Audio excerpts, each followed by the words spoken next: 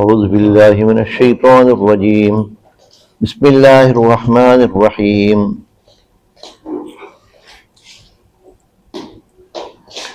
وإن منهم لفريقا يلوون ألسنتهم بالكتاب لتحسبوه من الكتاب وما هو من الكتاب ويقولون على الله الكذب وهم يعلمون. وإن منهم لفريقا يلوون ألسنتهم بالكتاب لتحسبوه من الكتاب وما هو من الكتاب ويقولون على الله الكذب وهم يعلمون. ما كان لبشر أن يؤتيه الله الكتاب والحكم والنبوة ثم يقول للناس كونوا عبادا لي من دون الله ولكن كونوا ربانيين بما كنتم تعلمون الكتاب وبما كنتم تدرسون. ولا يأمركم أن تتخذوا الملائكة والنبيين أربابا أيأمركم بالكفر بعد إذ أنتم مسلمون. وإذ أخذ الله ميثاق النبيين لما آتيتكم من كتاب وحكمة ثم جاءكم رسول مصدق لما معكم لتؤمنن به ولتنصرنه قال أأقررتم وأخذتم على ذلكم إصري قالوا أقررنا قال فاشهدوا وأنا معكم من الشاهدين. فمن تولى بعد ذلك فأولئك هم الفاسقون. أفغير دين الله يبغون وله أسلم من في السماوات والأرض طوعا وكرها وإليه يرجعون. قل آمنا بالله وما أنزل علينا وما أنزل على إبراهيم وإسماعيل وإسحاق ويعقوب والأسباط وما أوتي موسى وعيسى والنبيون من ربهم لا نفرق بين أحد منهم ونحن له مسلمون. ومن يبتغ غير الإسلام دينا فلن يقبل منه وهو في الآخرة من الخاسرين. كيف يهدي الله قوما كفروا بعد إيمانهم وشهدوا أن الرسول حق وجاءهم البينات والله لا يهدي القوم الظالمين. صدق الله العظيم. السلام عليكم ورحمة الله وبركاته. الحمد لله رب العالمين والصلاة والسلام على سيد المرسلين وعلى آله وأصحابه أجمعين ومن تبعهم بإحسان إلى يوم الدين. أعوذ بالله من الشيطان الرجيم. بسم الله الرحمن الرحيم. يا معشر الإنس والجن إن استطعتم أن تنفذوا من أقطار السماوات والأرض فانفذوا لا تنفذون إلا بالسلطان فبأي آلاء ربكما تكذبان. ప్రియమైన సోదరులారా, ఈ కార్యక్రమానికి విచ్చేసిన వారందరికీ స్వాగతం పలుకుతున్నాను. అల్లాహ్ సుబ్హానహు వ తఆలా మన అందరి ఈ కలయికలో మనకు శుభములు ప్రసాదించుగాక. నేర్చుకున్న విజ్ఞానాన్ని ఆచరణలో పెట్టి ఇహలోకంలోనూ పరలోకంలోనూ సాఫల్యం పొందే వాళ్ళల్లో మమ్మల్ని అందరినీ చేర్చుగాక. ఆమీన్. సోదరులారా, అల్లాహ్ సుబ్హానహు వ తఆలా వలైకుం సలాం. అల్లాహ్ సుబ్హానహు వ తఆలా దయ మరియు ఆయన మన అందరిపై ప్రసాదించే కారుణ్యం వల్ల మనలో నుంచి ప్రతి వ్యక్తి క్షేమంగా ఆరోగ్యముగా కులాసాగా ఉన్నారు. ఇది అల్లాహ్ సుబ్హానహు వ తఆలా యొక్క అనుగ్రహం. ఇటువంటి అనుగ్రహాలు ఎన్నో మనపై ఉన్నాయి. వాటిలో నుంచి ఇస్లాం ధర్మం కూడా ఒక అనుగ్రహం. దీన్ని అల్లాహ్ సుబ్హానహు వ తఆలా స్వయంగా ఇస్లాం ఒక అనుగ్రహం క్రింద మీకు ప్రసాదిస్తున్నాను, మీకు ఇస్తున్నాను. అల్యౌమ అక్మల్తు లకుం దీనకుం వఅత్మమ్తు అలైకుం నిఅమతి వరదీతు లకుముల్ ఇస్లామ దీన. ఈనాడు మీపై నా అనుగ్రహాన్ని నేను సంపూర్ణం చేస్తున్నాను. నా అనుగ్రహాలు ఏమైతే ఉన్నాయో వాటిని నేను పరిపూర్తి చేస్తున్నాను. ఇస్లాం ధర్మముగా మీ నుండి నేను స్వీకరిస్తున్నాను. ఇందాక చదివిన సూరత్ ఆల్ ఇమ్రాన్లోని ఆయతుల్లోంచి ఒక ఆయతు కూడా మీరు విన్నారు. ఇన్న దీన ఇందల్లాహిల్ ఇస్లాం, అల్లాహ్ వద్ద ఇస్లాం మాత్రమే ఒకే ఒక ధర్మం ఉంది, అది మాత్రమే చెల్లుతుంది. అది కాకుండా వేరే వాళ్ళని ఏమైనా ట్రై చేస్తే మీరు అవి చల్లవు. అందుకని ఒక విషయం మీ దృష్టికి వచ్చి ఆ తర్వాత నా మాట ఏదో అది ముందుకు తీసుకెళ్లే ప్రయత్నం చేస్తాను.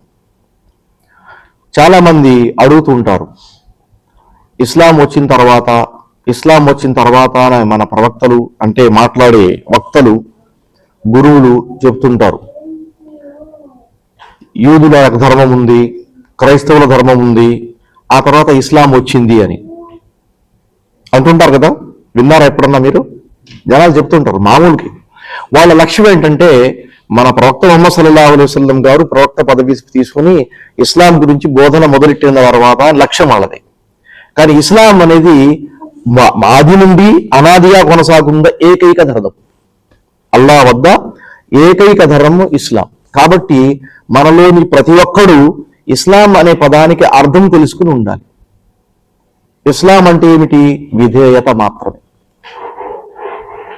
ఇస్లాం అంటే విధేయత ప్రకటించటం, ఎదుటి వారి మాటను స్వీకరించటం, ఉన్నది ఉన్న పాడాన అనుసరించటం, తన చిత్తాన్ని ఆదేశించేవాడి చిత్తానికి అనుగుణంగా మార్చుకోవటం.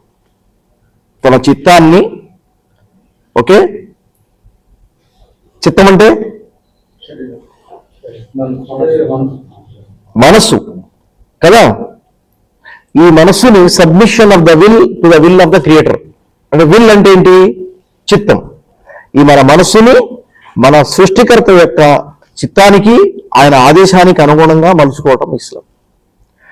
ఈ లెక్కలో మనం చూస్తే ఆదమ్ అలైహిస్సలాం దగ్గర నుంచి ఇప్పుడు వరకు కొనసాగించిన ప్రవక్తలందరూ ఒకే లైన్లో మీకు కనబడతారు. ఎందుకంటే అల్లాహ్ సుబ్హానహు వ తఆలా మాత్రమే సృష్టికర్త. అల్లాహ్ కాకుండా వేరే సృష్టికర్త లేడు. కాబట్టి ప్రతి కాలంలోనూ ఆయనే ఉన్నాడు. కాబట్టి ఈ వచ్చిన ప్రవక్తలందరూ ఆయన మాటే చెప్పారు. కాబట్టి అందరూ ఆయన సందేశాన్ని దిశారు. కాబట్టి అల్లాహ్ ఒక్కడే, ఆయన సందేశం కూడా ఒక్కటే. ఆ సందేశాన్ని చెప్పినటువంటి ప్రవక్తలందరూ ఒకే ఒక సోర్స్ను పాటించారు. కాబట్టి వారందరూ ఒకే సందేశాన్ని అందించారు. ఈ కోవలో ఈసా అలైహిస్సలాంని మనం సెపరేట్ చేయకుండా అందరినీ తీసుకుంటున్నాం. ఒక సంఘటన ఈ విధంగా ఉంది. ఎలా ఉంది అంటే, ఒక ప్రదేశంలో క్రైస్తవులు, యూదులు, ముస్లింలు కలిసి ఉంటున్నారు. వీళ్ళల్లో మాట పెరిగి ఒక తగాదా ఏర్పడింది. ఈ తగాదాన్ని సంపూర్తి చేయడానికి లేక సమాప్తం చేయడానికి ఆ అడ్మినిస్ట్రేషన్ ఏం చేసిందంటే, వీళ్ళలోంచి కొంతమంది పండితుల్ని, వాళ్ళలోంచి కొంతమంది పండితుల్ని, వీళ్ళలోంచి కొంతమంది పండితుల్ని పిలిచి, మీరందరూ కూర్చుని ఒక మీటింగ్ చేసుకుని ఎవరు అసలు స్వర్గంలోకి వెళ్తాడో డిసైడ్ చేసుకుని మాకు చెప్పండి, మనం దాన్ని ఫాలో అవుదాం అని వాళ్ళు చెబితే వాళ్ళందరూ మీటింగ్ పెట్టుకున్నారు.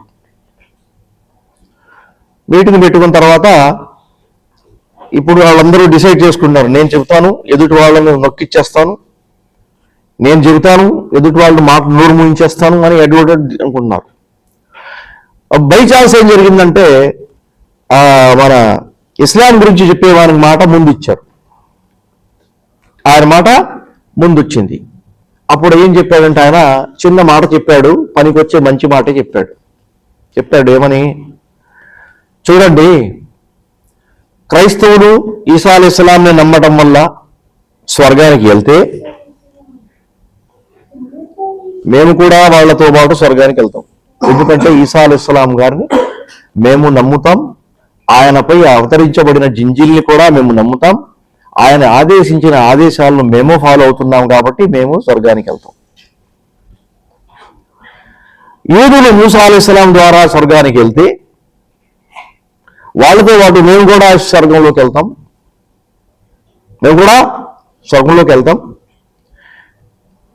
ఎందుకంటే మేము మూసా అలైహిస్సలాం నమ్ముతున్నాం, ఆయన బోధించిన బోధనలను మేము ఫాలో అవుతున్నాం, కాబట్టి మేము ఆదరిస్తున్నాం.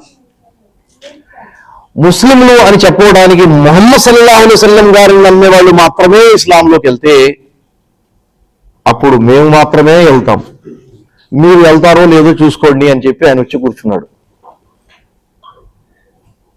కరెక్ట్ చెప్పాడా లేదా అనేది మీ దృష్టిలో ఎలా అనిపిస్తుందో నాకు తెలియదు, కానీ వాళ్ళకు మాత్రం అర్థమైంది. ఇక మిగతా వాళ్ళు ఇంకా మాట్లాడలా, మా దగ్గర మాట్లాడటానికి ఏం లేదండి, ఇక మాట ముగిస్తున్నామని ప్రకటించేశారు. లెక్క ప్రకారం ఏం చేయాలి వాళ్ళు? ఈయన చెప్పిన మాటని యాక్సెప్ట్ చేసుకుని అందరూ ముస్లిం అవుతున్నాం అని ప్రకటించాలి, అంతేగా? కాబట్టి ఒక మాట అర్థమవుతుందంటే సత్యము తెలిసిన తర్వాత కూడా చాలా మంది దాన్ని యాక్సెప్ట్ చేసుకోరు. సత్యం తెలిసిన తర్వాత కూడా చాలా మంది దాన్ని యాక్సెప్ట్ చెయ్యరు. ఇది మనకు ఈ సంఘటన ద్వారా బోధపడుతుంది. మాట ఇందులో ఎందుకు జోడు చేయడం అంటే ఇస్లాం గురించి ఆ మాట అక్కడ ఉంది. ముస్లింలని మనం ముస్లింలు అంటాం కాబట్టి ఇస్లాం దాంతో ముడిపడి ఉంది. ముహమ్మద్ సల్లల్లాహు అలైహి వసల్లం రాక నుంచి ఇస్లాం లెక్కిస్తున్నాం. అలా లెక్కించడం వల్ల ఆ ప్రశ్న తెలుస్తుంది, అలా లెక్కించకూడదు, వెనకాల నుంచి మనం లెక్కించాలి అని చెప్పుకున్నాం కదా. అది ఇస్లాం ఒక అనుగ్రహం, ఒక ధర్మం. మన జీవితాన్ని మొదటి నుంచి చివరి వరకు ప్రతి యాంగిల్లోని అది కవర్ చేస్తుంది.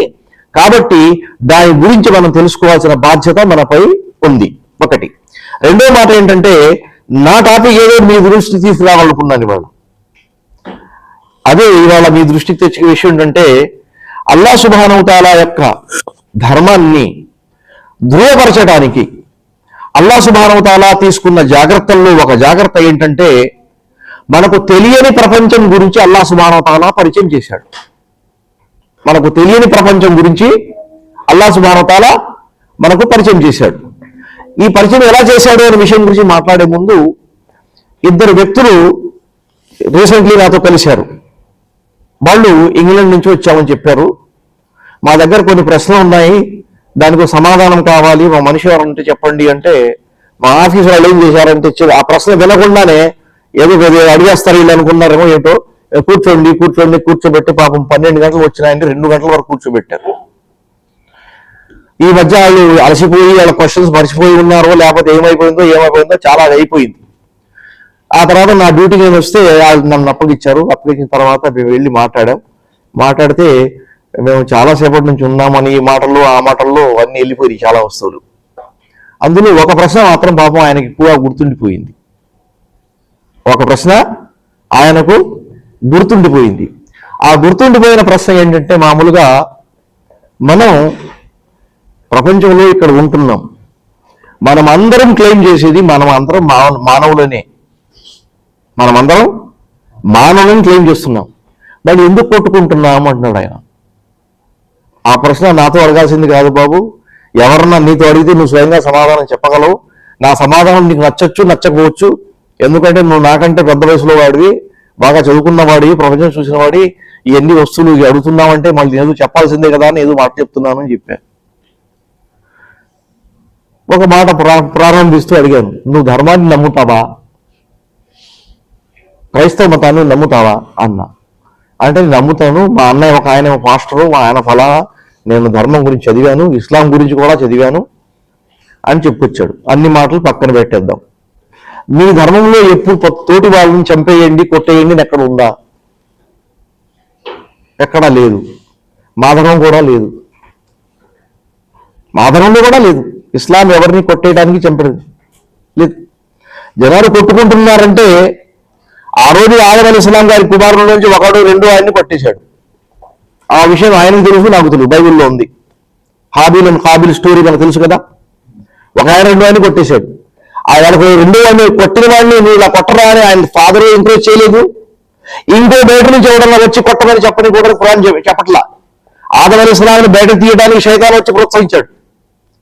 ఈ ఇద్దరు ఎన్నెల్లోంటి ఒకడికి వచ్చి శైతాన్ వచ్చి ఒక రెండో ఆయన్ని కొట్టమని ప్రోత్సహించిన రికార్డ్స్ లేవు. ఫతవ్వఅత్ లహు నఫ్సుహు, అల్లాహ్ తాలా అన్నాడు అతని మనసుకు చంపేయడమే కరెక్ట్ అనిపించింది. అతని మనసుకు ఏమనిపించింది? మా వాడిని తీసేయడమే మంచిది అని అనిపించింది. ఫతవ్వఅత్ లహు నఫ్సుహు ఖత్ల అఖీహి ఫఖతలహు, తమ్ముని చంపేయడమే కరెక్ట్ అనిపించింది, అని కొట్టేశాడు ఆయన. మరి నువ్వేమంటావన్నా? ఏం మాట్లాడలా, ఇంకేముంది, కరెక్ట్ కదా ఆన్సర్ దానికి సంబంధించింది. ఎవరు ఎవరిని కొట్టమని చేయరు, సందర్భాన్ని బట్టి జనాలు అలా తయారవుతుంటారు. అలా తయారయ్యే వస్తువులు ఎలా ఎలా తయారవుతున్నారో నువ్వు చూడాలంటే ప్రపంచంలో వచ్చే అనేక సినిమాలు చూడు. ప్రతి సినిమాలోనూ దాదాపు ఏ విధంగా జనాలు తయారవుతున్నారు, ఏ విధంగా అవుతున్నారో, నావెల్స్ లో ఏ విధంగా జనాలు అవుతున్నారో చూపిస్తున్నారు. జనాలకి సొసైటీ ఎలా మారుతుందో విషయం చూపిస్తున్నారు. దాని గురించి ఆలోచించటమే. ఇక మనం ఎలా కలిసి ఉండగలం అని చెప్పాడు. కలిసి ఉండటానికి ఒకే ఒక మార్గం, నీ పుస్తకంలో ధర్మం గురించి కరెక్ట్ గా చెప్పిన వస్తువులు ఏంటో నువ్వు నమ్ము. నా పుస్తకంలో కరెక్ట్ గా చెప్పిన వస్తువులు నేను నమ్ముతాను. నేను నమ్మే 4 విషయాలు నేను ముఖ్యంగా నీకు ముందు చెప్తాను. నీకు నచ్చితే యాక్సెప్ట్ చేసుకో, లేకపోతే లేదు. కరెక్టా కాదా కనీసం చెప్పాను అన్నా. చెప్పు అన్నాడు. మన అందరి దైవం ఒకడే, ఇద్దరా ఒకడా? ఒక్కడే. ఆయన ఏడు పిలుస్తా ఉన్నాం. ఆయన దగ్గర సమాధానం లేదు. ఎందుకంటే బైబిల్లో ఆయనకు పాత నిబంధనలు యెహోవా అని చెప్పడం జరిగింది, ఆయన్నే జెహోవా అని చెప్పడం జరిగింది. యా నుంచి స్టార్ట్ అయ్యే పదాలు జర్మనీ వాళ్ళ దగ్గర లేవంట. వాళ్ళు ట్రాన్స్లేషన్ చేసుకున్నప్పుడు యా అనే పదాన్ని జాగా అని పెట్టుకున్నారు. యెహోవా కొంచెం జర్మనీకి వెళ్ళి ట్రాన్స్లేషన్ లో జెహోవా అయిపోయింది. అది జరిగింది. కొత్త నిబంధనలో అల్లా పేరు లేవు. ఏదైనా ప్రస్తావన ఉంటే ఫాదర్, తండ్రి, తండ్రి, తండ్రి అనే మాట కొనసాగుతుంది, ఇంకేం లేదు. మరి నువ్వేమంటావన్నా? నీ పుస్తకంలో ఏముందో అది నువ్వు నమ్ము కదా. మరి ఇస్లాంలో అయితే, కానీ ఖురాన్లో అయితే ఏం చెప్పడం జరిగిందంటే ఒక పేరు ఇవ్వడం జరిగింది సృష్టికర్తకు. ఆయన పేరు అల్లా. ఆయన పేరు అల్లా అనే పదానికి అర్థం నాకు తెలుసు అన్నాడు. మీకు తెలుసు కదా ఏమిటి? అల్లా అనే పదానికి అర్థం ఆరాధ్యుడు. ఆరాధ్యుడు, ఆరాధనలకు అర్హుడైన వాడు. The one who deserves for worship alone. ఆరాధనలకు అర్హుడైన వాడు అల్లా అలాగ తెలిసినాడు. చెప్పాడు కరెక్ట్ అని చెప్పాడు. తెలిసిన తర్వాత ఇప్పుడు మన అందరం యూనిటీ ఆఫ్ గాడ్ లో నమ్మకం ఉంది, ఒకే ఒక్క దైవం. రెండో విషయం, యూనిటీ ఆఫ్ మెసేజ్ లో నువ్వు నమ్మకం కలిగి ఉన్నావా అని అడిగా. యూనిటీ ఆఫ్ మెసేజ్ ఏంటి? ఇబ్రాహీం దగ్గరకు వచ్చిన మెసేజ్ అల్లా దగ్గర నుంచి వచ్చింది. నూహ్ అలైహిస్సలాం దగ్గరకు వచ్చిన మెసేజ్ అల్లా దగ్గర నుంచి వచ్చింది. మూసా అలైహిస్సలాం గారి దగ్గర వచ్చిన మెసేజ్ అల్లా దగ్గర నుంచి వచ్చింది. ఈసా అలైహిస్సలాం గారి దగ్గర వచ్చిన మెసేజ్ కూడా అల్లా దగ్గర వచ్చింది. ముహమ్మద్ సల్లల్లాహు అలైహి వసల్లం గారి దగ్గర వచ్చిన మెసేజ్ కూడా అల్లా దగ్గర ఉంది. ఈ మెసేజ్ మొత్తం ఒకటే, ఒకే సోర్స్ కాబట్టి మెసేజ్ కూడా ఒకటే ఉండాలి, ఇది మారదు. ఏదన్నా మారుతుంటే మన కాలాన్ని బట్టి కొన్ని నార్మల్ వస్తువుల్లో మార్పు ఉంటుంది. ఇది చేయాలి, ఇది చేయకూడదు. ఒప్పుకుంటావా? ఒప్పుకుంటాను. మూడో విషయం, ఈ ప్రవక్తలందరూ యూనిట్ ఒకటే. ఈ ప్రవక్తలందరూ ఒకే ఒక యూనిట్. ఎందుకంటే ప్రతి ప్రవక్త అల్లా అనుమతి లేకుండా ఎవరూ నిలవలేదు. మీ పుస్తకం ప్రకారం ప్రతి ప్రవక్త చోజన్ ఉండాలి, కానీ మీరు ఈసా మాత్రమే చోజన్. అంటే ముస్తఫా అంటాం కదా, చోజన్ అంటే ముస్తఫా. అల్లాహ్ సుబ్హానహు వ తఆలా ఆయన్ని ప్రత్యేకంగా ఎంచుకున్నాడు. మన ముహమ్మద్ సల్లల్లాహు అలైహి వసల్లం పేరు ముస్తఫా ఉంటుంది, ఎంచుకున్నవాడు. ఆవిడ ఈసా మాత్రమే ఎంచుకున్నవాడు, ముహమ్మద్ ఎంచుకోలేదు అనే విషయం పక్కకు పెట్టేస్తారు. చూసారా వాళ్ళలో చేసినది. దీన్ని ప్రవక్తలందరూ ఒకే దైవం నుంచి వచ్చిన వాళ్ళని ఒప్పుకుంటా అన్నాడు. ఇంకేం మిగిలింది నీకు నాకు అని అడిగా. ఇంకేం మిగిలింది నీకు నాకు? ఇప్పుడు ఇంకోటి ఉండదు, యూనిటీ ఆఫ్ హ్యుమానిటీ కూడా మేము నమ్ముతున్నాం. మనం అందరూ ప్రపంచంలో ఏ మూలలో ఉన్నా, ఏ రంగులో ఉన్నా, ఏ జాతి వాళ్ళని చెప్పుకున్నా మనమందరం ఆదం అలైహిస్సలాం గారి సంతానం. ఒప్పుకుంటావా అన్న? ఒప్పుకుంటాను. ఇక మనం మాట్లాడుకునే అవసరమే లేదు. ఉన్న విషయం నీకు చెప్పేశాను. నువ్వు యాక్సెప్ట్ చేసుకుంటే మనం అందరూ సమానంగా ప్రశాంతంగా జీవితాంతం ఒకటి సోదరులుగా ఉంటాం. ఈ వాస్తవం నీకు తెలిసిన తర్వాత నువ్వేం చెప్పాలో, కరెక్ట్ చెప్పానా కాదని చెప్పి చెల్లు కనీసం అన్నా మాట్లాడట్లా. అతను సతీమణి కూడా ఉంది. మేడం నువ్వేం చెప్తావన్నా? నువ్వు చెప్పింది కరెక్టే అని చెప్పింది. మేము వెళ్తాం. సత్యం తెలిసిన తర్వాత కూడా యాక్సెప్ట్ చేయడానికి గట్స్ కావాలి, ధైర్యం కావాలి, సాహసం కావాలి. ఇది కరెక్టే, నేను ఒప్పుకుంటాను అని నిలబడగలగాలి. అలా నిలబడలేని వాళ్ళు మళ్ళీ ఊరుకుని అడగటం అంటే బహుశా నా అనుమానం ఏంటంటే కొన్ని ప్రశ్నలు ఆయన అన్నదమ్ముల్లో నుంచి వాళ్ళు సేవలు చేసే వాళ్ళు ఉన్నారు కాబట్టి వాళ్ళకి ఎవరన్నా అడిగి ఉంటే ఆ ప్రశ్నకు సమాధానం వాళ్ళ దగ్గర ఉండదు. ఎలాగో నువ్వు వెళ్తున్నావు కదరా సాయిబులు ఏమంటే ఏమని చెప్తారు చూసినా ఒకసారి ఏమైనా మెసేజ్ పెట్టుంటాడు, ఒక సాయిబు దగ్గర అడిగి తెలుసుకుందాం ఎలా స్కాలర్ నుంచి బహుశా వాళ్ళ పనికి వస్తుందేమో అని. ఎందుకంటే వాళ్ళు కూడా ప్రిపేర్ చేస్తున్నారు. ప్రతి ధర్మంలోనూ ఇస్లాం గురించి స్టడీ చేసేవాళ్ళు ఉన్నారు. మన దేశంలో కూడా అనేక ధర్మాల వాళ్ళు ఇస్లాంకు సంబంధించి ఇస్లామిక్ స్కాలర్ని అపాయింట్ చేసి వాళ్ళ ద్వారా స్టడీస్ చేస్తున్నారు. మీకు తెలుసా విషయం? భారతదేశంలో ఆర్ఎస్ఎస్ వాళ్ళు మద్రసాల నుంచి చదివి పట్టాలు తీసుకున్న డాక్టరేట్లు ఎంతమంది ఉంటారో కొంతమందిని, అదే దగ్గరలో ఉన్నటువంటి కొంతమంది పెద్ద మద్రసాల స్టూడెంట్స్ ని తమ ఆఫీసులో అపాయింట్ చేసుకుని తర్జుమాలు చేయించుకుని వాళ్ళ ద్వారా ఇస్లాం గురించి నేర్చుకుంటున్నారు. ఎందుకు? మనకేదో మేలు చేద్దామని కాదు, వీళ్ళ దగ్గర ఇది ఉంది, దీనికి విరుగుడుగా నేను రేపు పొద్దున చెప్పడానికి నా దగ్గర ఏం కావాలి? వీడి దగ్గర ఇది ఉంది, ఈ మాటకు తోడుగా నేను విరుద్ధంగా ఏం చెప్పాలంటే నా దగ్గర ఏం మాట ఉంది అని చెప్పడానికి. కాబట్టి వాళ్ళు కూడా ఈ ధర్మం స్టడీ చేస్తున్నారంటే మనమే మన గురించి ఆలోచించుకోవాలి. మనం ఎంతవరకు ఈ విధంగా ఇస్లాం గురించి నేర్చుకుంటున్నాం అనేది ప్రస్తుతం. ఇది మనం అల్హమ్దులిల్లా 2 వారాలకు ఒకసారి వస్తున్నాం. ప్రతి శుక్రవారం జుమాకి వెళ్తున్నాం. మనం కనీసం అరబీలో ఖుద్బా కొంతవరకు మనకు అర్థమైన తర్వాత ట్రాన్స్లేషన్స్ అరేంజ్మెంట్స్ ఉన్నాయి ఇక్కడ. ఆ ట్రాన్స్లేషన్ లో కాసేపు కూర్చుంటున్నాం. అదేవిధంగా మిత్రులు కొంతమంది ప్రత్యేక ప్రోగ్రామ్స్ అరేంజ్ చేస్తున్నారు, వాళ్ళలో కూడా కొన్ని యాక్టివిటీలు మనం పార్టిసిపేట్ చేస్తున్నాం. అదేవిధంగా మరి వేరే యాక్టివిటీలో కొంత మనం పురుషులు నేర్చుకుంటున్నాం. ఒకసారి మనందరూ కలిసి మన ఇంట్లో ఉన్న స్త్రీల గురించి ఆలోచించండి. వాళ్ళు ఎంత సమయం ఇస్లాం ధర్మం గురించి నేర్చుకుంటున్నారు? వాళ్ళకి ఇస్లాం గురించి ఎవరు చెప్తున్నారు? వాళ్ళలో మార్పు ఇస్లాం గురించి, ఒరిజినల్ ఇస్లాం ఎప్పుడు చేరుతుంది? వాళ్ళు నేర్చుకోవాల్సిన బాధ్యత ఉందా లేదా కదా? వాళ్ళకి సమాధానం మీరు చూస్తే బహుశా సమాధానం మీకు 0 లెవెల్లోనే వస్తుంది, ఎక్సెప్ట్ లిటిల్. కొన్ని గ్రూపులు ఇక్కడ ఖతర్లో లేడీస్ ప్రోగ్రామ్ అని ఉంటారు. లేడీస్ కూడా ఇన్విటేషన్ అంటే ఫ్యామిలీతో కూడా కొంతమంది రేరుగా వస్తుంటారు. వీళ్ళందరూ మొత్తం తీసుకుంటే 2% లో తీసేస్తే మిగతా 98% ఖాళీ నాలెడ్జ్ నుంచి దూరంగా ఉన్నారు. చెప్పండి, ఇటువంటి పరిస్థితుల్లో వాళ్ళకు స్వయంగా ధర్మం గురించి ఎంత తెలుస్తుంది? ఒక రోజున నేను ఇస్లాం గురించి మాట్లాడుతుంటే ఇస్లాం మౌలిక అంశాల గురించి మాట వచ్చింది. మీరు కూడా గమనించండి. ఇస్లాం మౌలిక సూత్రాలు ఏంటి అని అడిగితే నేను చకచకా 5 ఉన్నాయని చెప్పా. ఆ అడిగిన ప్రశ్న వ్యక్తి ఏం చేశాడంటే, అదేంటి మౌలానా గారు 6 కదా అన్నాడు ఆయన. నేను ఇన్నాళ్ళు 5 అని బోధిస్తూనే ఉన్నానయ్యా, నువ్వు 6 అంటున్నావు. ఈమాన్ యొక్క మౌలిక విషయాలు 6 అనే విషయం నాకు తెలుసు, అదే కరెక్టే 6. కానీ ఇస్లాం యొక్క మౌలిక అంశాలు 6 కదా అన్నాడు ఆయన. మరి మీరు ఏమంటారో, మీరు ఏం చదివారో, మీ బుర్ర ఏం చెప్తుందో మరి నాకు తెలియదు. నేను మామూలుగా నాకు తెలిసినవి షహాదా, సలా, సౌమ్, జకాత్, హజ్ అని కౌంట్ చేశాను. 6వది సెపరేట్ మీరు అన్నాడు. కాసేపు ఆయన ఆలోచించాడు, నేను ఆలోచించాడు, టైం ఇచ్చాడు నాకు. చూసారా, ఆయన జిహాద్ అంటున్నాడు. ఎందుకంటే ఏదో ప్రోగ్రాంలో నేను చెప్పుకుంటాను, ఎక్కడో దావత్ కూడా కాదు, జిహాదే. అది అన్ప్రిస్క్రైబ్డ్ అన్నమాట. జీవితాంతం మొదటి నుంచి చివరి వరకు మీరు ఈ 5 మౌలిక అంశాలను ఉనికిలో ఉండట్టు కృషి సల్పటం కంటిన్యూస్లీ. నమాజ్ అంటే నమాజ్ని సుస్థాపితం చేయాలి అన్నాడు అల్లా తాలా. ఒక పూట నమాజ్ చేసుకుని కూర్చోవటం, వెళ్ళిపోవడం కాదు కదా.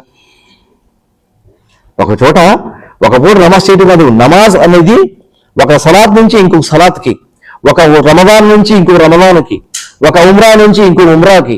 ఎవడన్నా ఈ యాక్టివిటీస్ చేస్తుంటే మధ్యలో ఉన్న పాపాల సంగతి అల్లాహ్ ప్రవక్త సల్లల్లాహు అలైహి వసల్లం గారు చెప్పారు, అవన్నీ నాశనం అయిపోతాయి, సమాప్తం అయిపోతాయి అని. మరి ఈ కంటిన్యూటీ ఆఫ్ ఎఫర్ట్ అయితే ఇది ఉందో దాన్ని జిహాద్ అనే పదం కాకుండా మనం ఏమంటామంటే, ఇంకో పదం ఏంటి, స్ట్రగుల్. ఇది ఉండాలి మనకి. ఇది 6వది అన్నాడు ఆయన. ఎందుకంటే అక్కడ మెన్షన్ చేయలేదు కాబట్టి నేను చెప్పలేదు, కానీ ఉన్నది అదే. ఉన్నది అదే ఈ విషయాన్ని ఎప్పుడైతే మనం గుర్తిస్తామో అందులో భాగంగా మన ఇంటిల్లిపాది, మన తెలిసిన వాళ్ళకి, మన తోటి వాళ్ళకి, మన బంధుమిత్రులకి ఇస్లాం గురించి చెప్పే బాధ్యత కొంతన్నా మనపై వస్తుంది అనేది మనం గమనించాలి. కొంతన్నా వస్తుంది అనేది మనం గమనించాలి.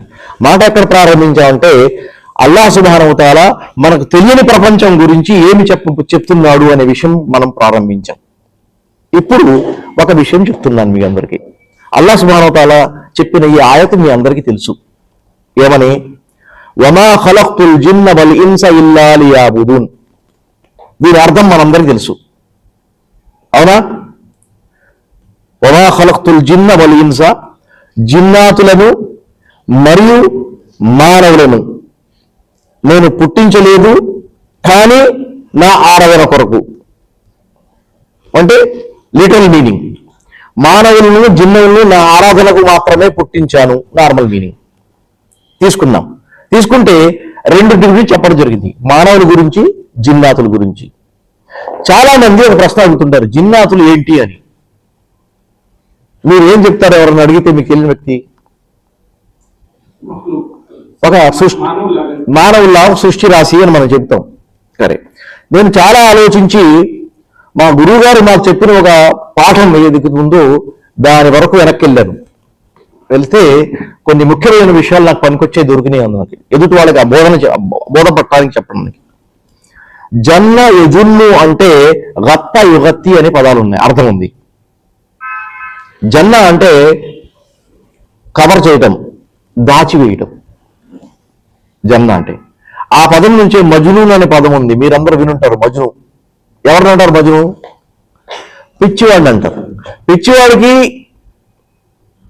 నిజంగా పిచ్చివాడు అంటే పిచ్చివాడు ఎవరిని అంటారు? నిజంగా పొందన లేని మాటలు చెప్పేవాడిని పిచ్చివాడు అంటారు కదా. వీడు మైండ్ పూర్తిగా కవర్ అయిపోయింది, అది స్టీల్ నుంచి బయటకు రాలేదు, అది పని చేయటం లేదు. మజ్నూన్ కదా, అరబీలో మజ్నూన్ అని చెబుతారు అతనికి. ఎందుకంటే అతని మైండ్ కవర్ అయిపోయింది పూర్తిగా అని. రైట్. మరి జన్నత్ ఉంది మనకి. జన్నత్ కూడా అదే పదం, జన్నయుజం నుంచి దాచిపెట్టడం. అరబీ పదంలో జన్నత్ అంటే ఏం తెలుసా? జన్నాతున్ తజ్రీ మిన్ తహతిహల్ అనార్ కదా. గార్డెన్ అనే మీనింగ్ ఇచ్చారండి. గార్డెన్ ఎందుకు ఇచ్చారు? గార్డెన్లో ఏముంటాయి? చెట్లు ఉంటాయి, అంతే కదా. జన్నత్ అంటే నిజంగా పదార్థం ఏంటంటే పెద్ద చెట్టు.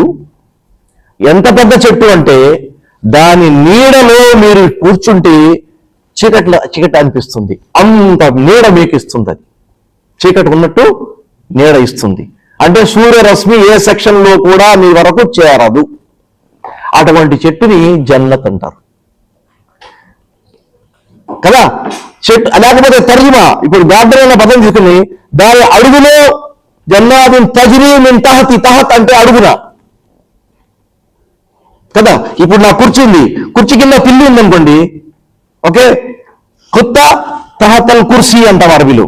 అబ్దుల్లా అతావురా సయ్యరా చూడండి, తహత్ అంటే కింద అని. మరి గార్డెన్ కింద ఎలా ఉంటాయి మీకు సెలయేళ్ళు? ఉండవు, చెట్ల కింద భాగంలో ఉంటాయి. కాబట్టి మీరు అక్కడ కూర్చుంటే ఆ చెట్ల ముందు నుంచి, ఆ ఎత్తు నుంచి అటు నుంచి కదులుతున్నటువంటి సెలయేళ్ళు మీకు కనపడతాయి, పెద్ద విశాల చెట్లని. ఆ హదీసులో కూడా ఏం చెప్పడం జరిగిందంటే అల్లాహ్ సుబ్హానహు వ తఆలా ప్రసాదించే స్వర్గములు చెట్లు ఎలా ఉంటాయి అంటే ఒక వేగంగా పరిగెత్తే ఒక గుర్రం ప్రారంభిస్తే దాని నీడ కొన్ని రోజుల వరకు పరిగెత్తినా దాని నీడ సమాప్తం కాదు అంటారు. దాని నీడ సమాప్తం కాదు, పెద్ద పెద్ద చెట్లు కదా. మరి అటువంటి చల్లటి గాలినిచ్చే, మరి మంచి నీడనిచ్చే వస్తువులు అక్కడ మీకు ఉంటాయి అంటే అది దాన్ని కవర్ చేస్తాయి అనే పదంలో జన్నత్ అనే పదం మనకి ఇవ్వడం జరిగింది కదా. ఇప్పుడు ఈ మాట ఎందుకు చెప్తున్నానంటే ఇప్పుడు మనకి అల్లాహ్ సుబ్హానహు వ తఆలా ప్రసాదించిన ధార్మిక విషయాల్లో అనేక వస్తువులు మనకు కనబడని ఉన్నాయి. విజిబుల్ కనిపించేవి, ఇన్విజిబుల్ కానరానివి.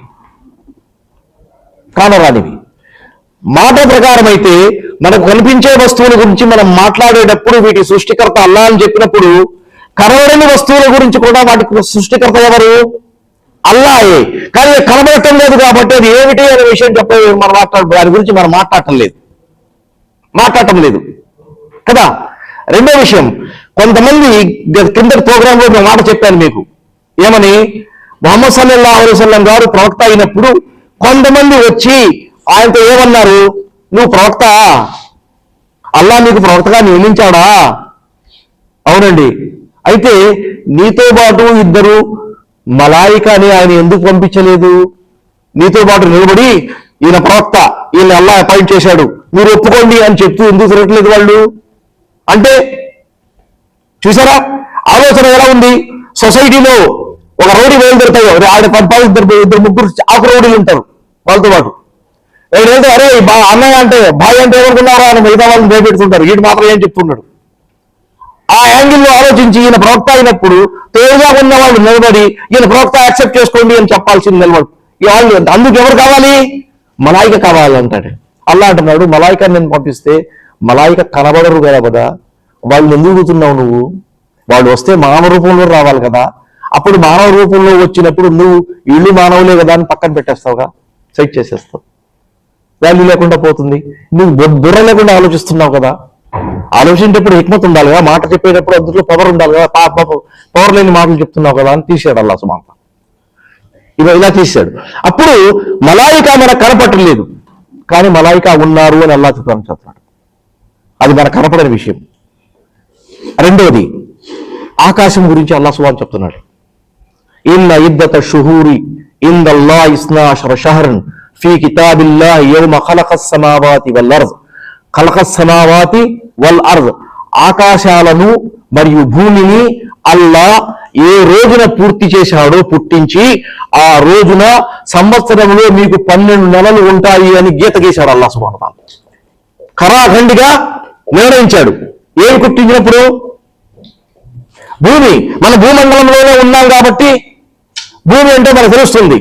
ఆకాశం మన నెత్తిన కనబడుతుంది. మరి ఆకాశం ఎంతవరకు ఉంది, ఎప్పుడు వరకు ఉంది, ఎలా కనపడుతుంది మనకు చెప్పండి. ఆకాశం యొక్క రంగు ఏంటి? ఖలీలే, ఆకాశం యొక్క రంగు ఏంటి? నీలం. చిన్నప్పుడు చదువుతాం దోస్కాయ ఈజ్ బ్లూ అని, తెలుగులో దోస్కాయ ఈజ్ బ్లూ అని చెప్పాడు మా గురువు గారు. మేమందరం దోస్కాయ, ఈ కూరగాయలు దోస్కాయ గురించి ఆలోచించేవాళ్ళం. ద స్కై ఈజ్ పోయి దోస్కాయ అని చేసి మాసాడు, నవ్వుకునేవాళ్ళం కదా. మరి బ్లూ అని ఇప్పుడు సైంటిస్ట్ ఏం చెప్తున్నారంటే, మీకు బ్లూగా కనిపించేది అది ఆకాశం కాదు, మీ విజన్ ఎక్కడ ఎండవుతుందో ఆ ఏరియా బ్లూగా కనపడుతుంది అంతే అన్నారు. మీ చూపు ఎక్కడ సమాప్తుందో, ఇప్పుడు మీ చూపు మీరు పైకెత్తికెళ్ళి మీ చూపు కూడా మీతో పాటు దూరం వెళ్తుంది కదా. ఇప్పుడు సూర్యుడి దగ్గరికి వెళ్ళే ప్రయత్నాలు జనాలు చేస్తున్నారంటే ఎంత దూరం ప్రయాణం చేస్తున్నారు. మళ్ళీ వాళ్ళకి ఎవరికైనా సూర్యుడు ఆకాశం కనపడిందా? కనపడలేదు. మరి అల్లా అంటున్నాడు ఏమని? ఓకే, ఖలఖస్ సమావాతి బిగైరి అమదిన్ తరౌనహా అంటున్నాడు. ఆకాశాన్ని అల్లా పుట్టించాడు, ఆకాశాన్ని మీపై కప్పుగా నిలబెట్టాడు. కప్పుగా నిలబెట్టడానికి ఏం కావాలి? స్తంభాలు కావాలి. మీకు ఆలోచన ప్రకారం కరెక్ట్ గా స్తంభం కావాలి, కరెక్ట్ ఆలోచన. అది మానవుడు తన ఆలోచనతోనే ఆలోచిస్తాడు కాబట్టి వెంటనే స్తంభం కావాలి. ఆ స్తంభాలు మీరు కావాలనుకున్న ఆ స్తంభాలు ఏంటి లేకుండా, కనపడకుండా కాదు, స్తంభాలు ఉన్నాయి మీకు కనపడకుండా చేసేది అలా కాదు, మీరు చూడాలనుకుంటున్న స్తంభాలు లేకుండా. మాటలో చూడండి, బిగైరి అమదిన్, స్తంభాలు లేకుండా, తరౌన ఏ స్తంభాలు అయితే మీరు చూడాలనుకుంటున్నారో దాన్ని అవి లేకుండా పుట్టించాడు అన్నాడు కదా. ఇప్పుడు మీరు ఆలోచించండి, 1000 మంది ఇంట్లోకి వస్తున్నారంటే పందిరేస్తారు. 1000 మంది కోసం వేసే పందిర్లో 1000 వాసాలు నిలబడి ఉంటాయి, 2000 వాసాల పైన అడ్డంగా ఉంటాయి. మీరు ఎప్పుడున్న పందిర్లు వేయటం పల్లెటూరులో చూసారా కదా. ఇప్పుడు ఈ గుడారాలు వచ్చినాయి, అవి పెద్ద పెద్దవి వచ్చినాయి. దాని ప్రకారం టెక్నాలజీ ప్రకారం కొన్ని పిల్లలు అడ్డం పెట్టుకుని పెద్ద పెద్ద లెవెల్లో కంటిన్యూ చేస్తున్నారు, అవునా కదా. మన పేరు మార్చుకున్న పరిస్థితుల ప్రకారం. మరి అల్లయ్య ఇంత పెద్ద కప్పు మీకోసం నుంచోబెట్టాను అల్లా అంటున్నాడు. మరి ఎవడు చూశాడు దాన్ని? మరి అల్లా ఉంది అంటున్నాడు. ఈ లేని కనపడని ప్రపంచం కదా. ఇప్పుడు కనపడని ప్రపంచం మాట ముందే వెళ్ళి ఒక చిన్న మాట మీరు ఎడుతున్నాను. మన ఇస్లాం ఈ కనిపించే ప్రపంచంలోనే ఉందా, కనిపించే ప్రపంచం కూడా ఇస్లాంలో భాగమై ఉందా? కనిపించని ప్రపంచం కూడా ఇస్లాంలో భాగమై ఉంది. ఇదే ముఖ్యమైన మాట. ఎందుకంటే నేను దాన్ని నమ్ముతున్నాను, ఒక ముస్లింగా నమ్ముతున్నాను. ఇప్పుడు రండి, మనం ఎక్కడున్నాం? ఇప్పుడు క్లాస్లో ఉన్నాం. ఏ నెలలో ఉన్నాం? ఇస్లాం క్యాలెండర్ ప్రకారం రజబ్ నెలలో ఉన్నాం. రైట్ ఉన్నాం. ఏ తారీఖున ఉన్నాం? రజబ్ తారీఖు మరియు జనవరి తారీఖు రెండు సమానంగా పోతున్నాయి. లేదు, ఉందా డిఫరెన్స్?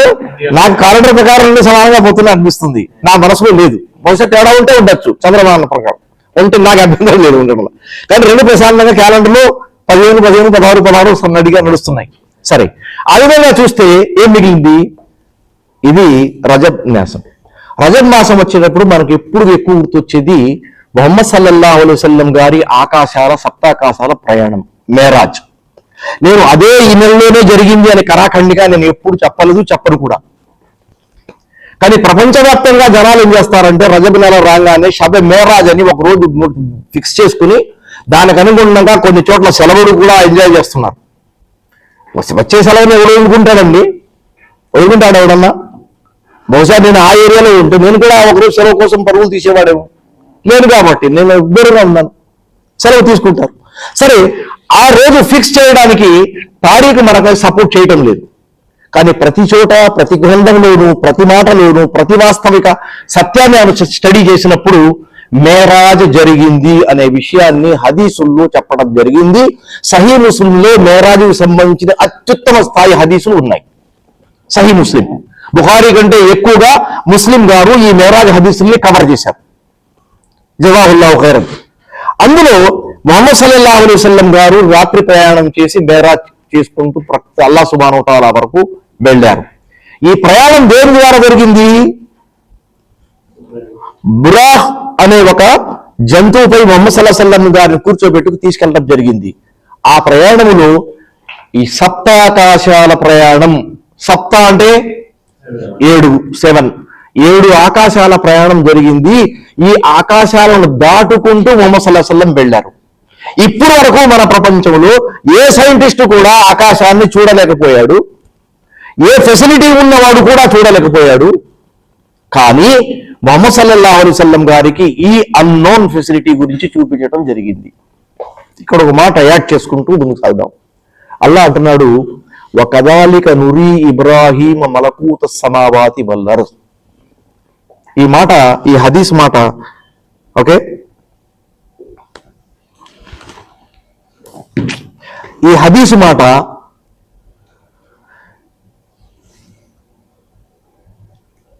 ఎందుకు వస్తుంది అంటే ఇబ్రాహీం అలైహిస్సలాం, ముహమ్మద్ సల్లల్లాహు అలైహి వసల్లం వారిద్దరికి తౌహీద్కి సంబంధించి దగ్గర సంబంధం ఉంది. మీరు ఎప్పుడన్నా విషయం చూశారా, విన్నారా, గమనించారా? గతంలో కూడా ఈ ఆయతపై మీ దృష్టి నేను మళ్లించాను. ఏమని? అల్లాహ్ సుబ్హానహు వ తఆలా అనేక మంది ప్రవక్తలను ప్రస్తావించాడు.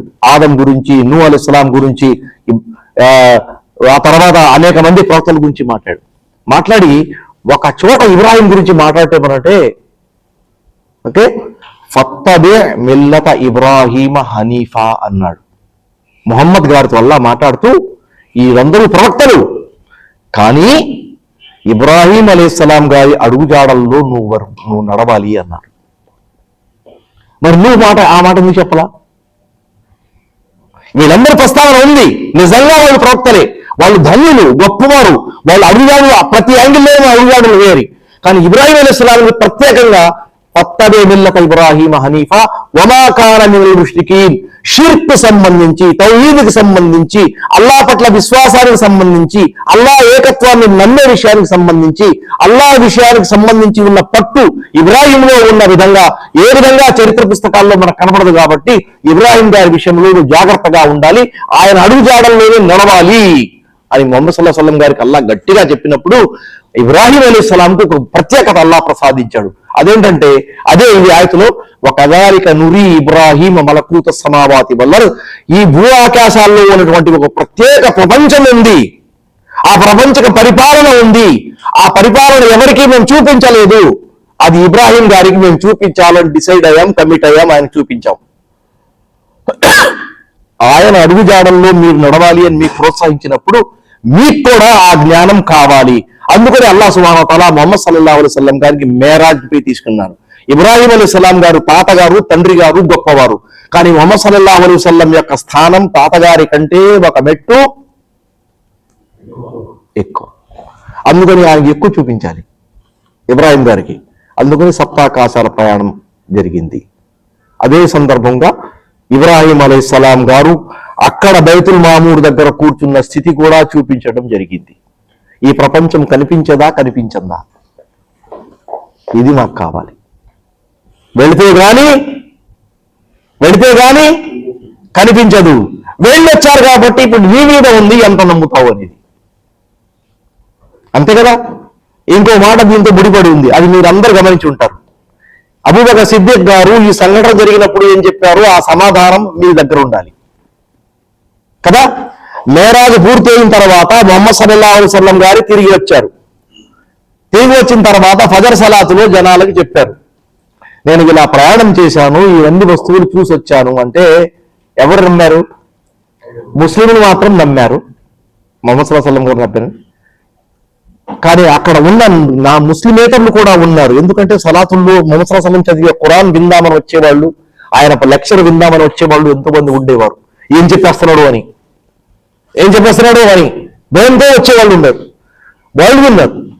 వాళ్ళకి అసలు నమ్మ బుద్ధి కాలేదు. ఎన్నాళ్ళు ఏదో కథ చెప్తారు కదా, మీ అందరికి ఆ జోక్ తెలిసే ఉంటుంది. ఏంటంటే ఆయన ప్రతిరోజు భోజనం చేసిన తర్వాత పెళ్ళాన్ని తిట్టేవాడంట. ఏది వండలేదు, అది సరిగ్గా లేదు, అందులో కారం లేదు, ఈ కారం పెళ్ళాన్ని కొట్టాడు. ఒక రోజు భయాన్ని కోసం దిమ్మా కొడితే గురుగారు చెప్పారంట, ఇలా చేయకూడదు, మీ భార్యలు చాలా కష్టపడుతున్నారు, వాళ్ళు మంచి వంటలు చేస్తున్నారు, చేయనప్పటికీ మీరు కాస్త ప్రశంసన చేయాలి, వాళ్ళని పొగడాలి, బాగా చేసావు, ఇది బాగా రుచికరంగా ఉంది, నువ్వు చాలా కష్టపడ్డావు, థ్యాంక్ యూ అని చెప్తే వాళ్ళు సంతోషపడి ఇంకా బాగా చేస్తారు అని లెక్చర్ ఇచ్చాడు ఆయన. ఈ లెక్చర్ ఏమి నేను బయలుదేరి వెళ్ళని నేను ప్రైస్ చేస్తాను వాళ్ళ అని డిసైడ్ అయ్యి వచ్చాడు. మంచి ఆలోచన. ఈయన మసీదు వెళ్ళిన తర్వాత పక్కింటోళ్ళు భోజనం పంపించారు. పక్కింటోళ్ళు భోజనం పంపిస్తే ఈడ ఇంటే ఉన్నాడు కదా, పక్కింటోడు ఎలా చేశారని టేస్ట్ చేసేసింది. చేస్తే వీడు నచ్చలా, ఎవరికి నచ్చలా. ఎలాగో ఎవరు వస్తారు కదా, వేసేద్దాం వడ్డించేద్దామని వచ్చి రాగానే రండి మీరు కూర్చోండి వడ్డించేసింది. ఆ భోజనం తిన్నాడు. ఎలా ఉందో వాడికి తెలుసు, కానీ డిసైడ్ ఏంటి, కమిట్ అయ్యొచ్చాడు కదా, ఏం బాగా చేశావు నువ్వు, ఎలాగో తిడతాడు అని ఆవిడ తెలుసు. ఆ తిట్టేదో ఆ పక్కింటి వాళ్ళు భోజనం చేసి తిట్టుకుంటాడు అనుకున్న ఆవిడ డిసైడ్ అయింది. కానీ ఇంత బాగా భోజనం నువ్వు చేస్తావు, ఇప్పుడు ఇన్నాళ్ళ వరకు నువ్వు 100 భాగాలు అనుకున్నాను, కానీ వాళ్ళని బుర్ర కూడా బాగాలేదు అని తిట్టిందట పట్టుకుని. అంతేగాని మతి చరించిపోయింది నీది. ఎందుకంటే ఆవిడ తెలుసు పక్కింటి వాళ్ళు వచ్చిందని, ఇంకా చెప్పరా. సో ఇది సంగతి. ఏమైనప్పటికీ ఇప్పుడు ఈ మాట చెప్పేటప్పుడు వాళ్ళకు కూడా బుర్ర చలించిపోయింది. అబ్బా అసలు వెంటనే వేస్ట్ అని పడదా పరిగెత్తారు బయటికి. అప్పుడు అబూబకర్ గారు వస్తుంటే అబూబకర్ని ఆపి, ఏమయ్యా ఇన్నాళ్ళు మీ వాడు ఏదో చెప్తుంటే మేము వినేవాళ్ళం, ఇవాళ కొంచెం హద్దులు దాటిపోయి చెప్తున్నాడు, నా ప్రయాణమే చేసేసాను అంటే, అప్పుడు నేను ఆకాశాన్ని దగ్గరికి వెళ్ళాను, బైతుల్ మక్దీస్ వెళ్ళాను, ఆయన వెళ్ళి వచ్చాను అంటున్నాడు. ఇప్పుడు ఎవరు చెప్పారయ్యా? మహమ్మద్ గారు చెప్పారు. ఆయన చెబితే రైటే, నేను ఒప్పుకుంటా. బైతుల్ మక్దీస్ వెళ్ళాను అంటే బైతుల్ మక్దీస్ నిజంగా దూరం ఉంది, 1000 పైన కిలోమీటర్లు ఉంది, వెళ్ళొచ్చాను, ఒప్పుకుంటాను. మొదటి ఆకాశానికి వెళ్ళొచ్చానంటే నేను ఒప్పుకుంటాను. ఏంటయ్యా అలా అంటున్నావు అంటే, అవునండి సప్తాకాశాలపై నుంచి ఆయన ఖురాన్ వచ్చింది, అల్లాహ్ సందేశం వచ్చింది అంటే నేను నమ్ముతున్నాను కదా. ఇంకా దూరం నుంచి వచ్చిన వస్తువులు నమ్మినప్పుడు ఇంకా దగ్గరలో ఉన్న వస్తువులు నమ్మటం నాకు అభ్యంతరం ఉంది. అవునా? ఇది నాకు ఆయన ద్వారా నేర్చుకున్న విజ్ఞానంలో భాగమే కదా ఇది. అందుకని నేను ఆయన ఏం చెప్పినా నమ్మటానికి సిద్ధంగా ఉన్నాను, అదే కరెక్ట్, ఆయన మాటే నిజమే. అందుకనే ఆ పూట ఆయన ముహమ్మద్ సల్లల్లాహు అలైహి వసల్లం గారు సిద్దీక్ అనే మాట టైటిల్ ప్రసాదించారు. ఈ కనబడని ప్రపంచం ఒకటి ఉంది. ఈ ప్రపంచంలో భాగం ఏంటంటే అల్లాహ్ సుబ్హానహు వ తఆలా అదే కూడా యూమినూన బిల్ గైబ్, ఒక మోమిన్ అనేవాడు తెలియని కంటరాని వస్తువులపై కూడా ఈమాన్ కలిగి ఉంటాడు. యఖ్షౌన రబ్బహుం బిల్ గైబ్, ఒక మోమిన్ అనేవాడు కంటికి కానగానే తన ప్రభువు పట్ల భయం కలిగి ఉంటాడు. ఇది ఎందుకు మాట వచ్చిందంటే చివరిలో చెప్పాల్సిన మాట ఇప్పుడే చెప్పేస్తాను, బహుశా టైం అయిపోయింది అనుకుంటున్నది. ఏంటి? కనబడని ప్రభువు పట్ల భయం కలిగి ఉంటాడు. మనం ఎక్కడ ప్రయాణం చేసినా మనతో పాటు అల్లా అంటాడు, మీరిద్దరు ఉండండి నేను మూడో వాడిని, మీరు ముగ్గురు ఉండండి నేను నాలుగో వాడిని, మీరు నలుగురు ఉండండి నేను ఐదో వాడిని, మీరు ఆరుగురు ఉండండి నేను ఏడో వాడిని, మీరు ఎక్కువ ఉన్నా తక్కువ ఉన్నా మీతో నేను ఉన్నాను అని అల్లా అంటున్నప్పుడు, నేను ఎక్కడే ప్రపంచంలో ఎక్కడ ప్రయాణించినా నాతో పాటు నా దైవం ప్రభువు ఉన్నాడు అనే మాట నాకు కలిగి ఉంటే నేను దోషం చేయడానికి, తప్పు చేయడానికి సాహసం చేయను. ఒక పాయింట్. నేను ప్రతి మంచి కార్యం చేయడానికి ఉత్సాహం కలిగి ఉంటాను. నేను ప్రతి మంచి కార్యం చేయడానికి ఉత్సాహం కలిగి ఉంటాను. ఒకటి, అల్లా పట్ల విశ్వాసం మనకు వస్తుంది. రెండోది, మలాయికా మనకి ఎప్పుడు కనబడరు. ఆల్రెడీ మన ఇప్పుడు వాటి ఇద్దరు మలాయికా ఉన్నారు, మన అకౌంట్స్ రాస్తున్నారు అన్న విషయం మనకు ఉన్నప్పుడు మనం తప్పు చేసేప్పుడు ఒక అడుగు వెనకేస్తామా ముందుకేస్తామా మీరు గమనించండి. మనిషి ఎప్పుడు చేస్తాడు తప్పు? ఈ మాట మర్చిపోయినప్పుడు చేస్తాడు.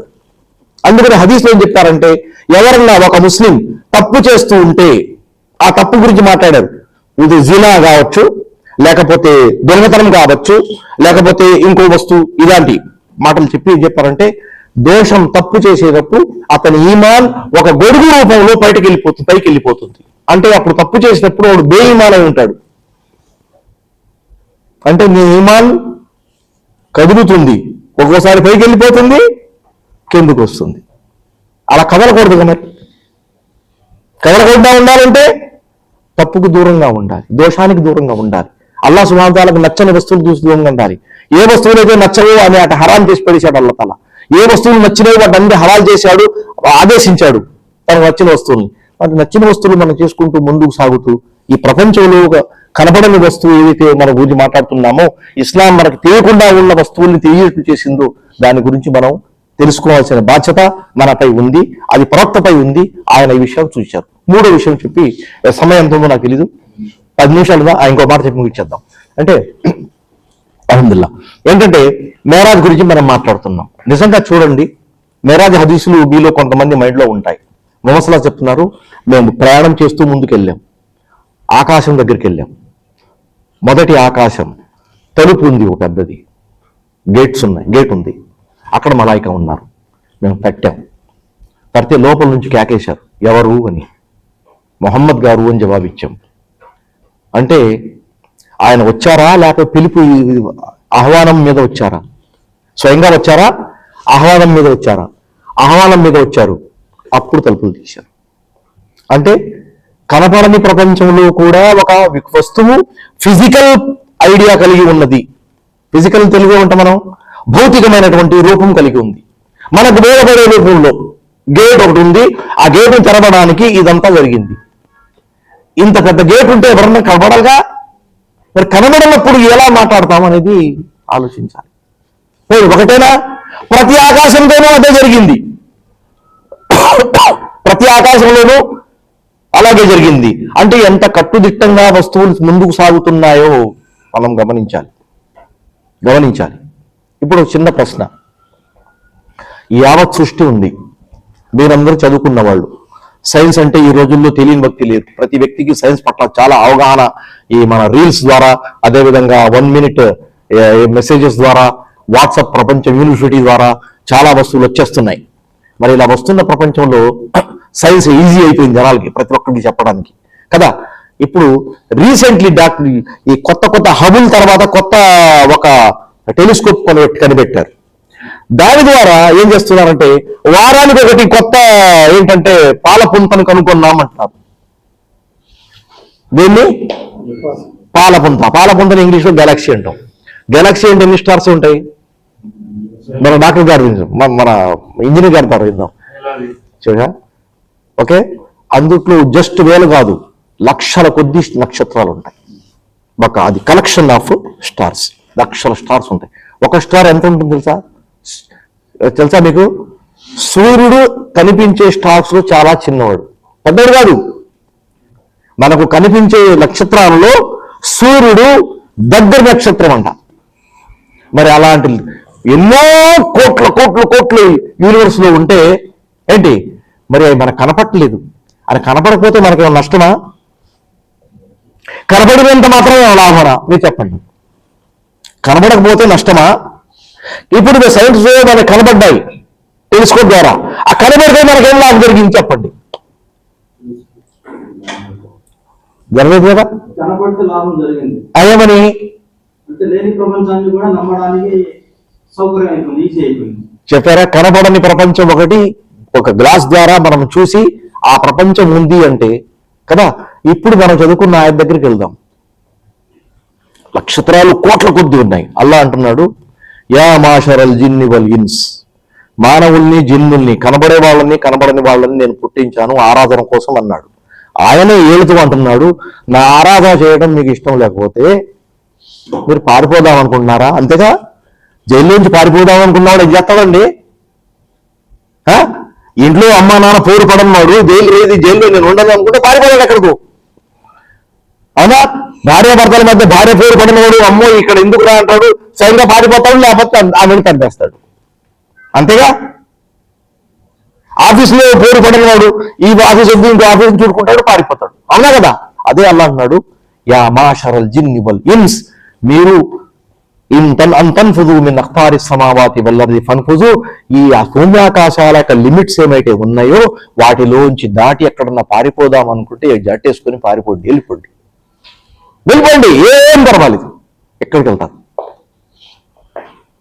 ఇక్కడి నుంచి పారిపోయి మీరు ఎక్కడన్నా వాలితే ఆ వాలే ప్రదేశం కూడా నాదే, మీరు వాలే ప్రదేశం కూడా అది నాదే, అక్కడ కూడా నా ఆదేశాలే మాత్రమే నడుస్తాయి, ఎందుకంటే నా అధీనం, అది నా సొత్తు అంటున్నాడు అల్లాహ్ సుబ్హానహు. ఇప్పుడు అల్లాహ్ సుబ్హానహు వ తఆలా ఈ యావత్ లోకం మీకు కనపడే కొద్దీ ఎంత పెద్దది అని అనిపిస్తుందో అంత పెద్ద ప్రపంచానికంటే పెద్దవాడు ఆయన. అల్లాహు అక్బర్ అని మనం చెప్పేటప్పుడు మన మనసులో ఆయన గొప్పతనం ఉండాలి కదా, ఆయన గొప్పతనం ఉండాలి కదా.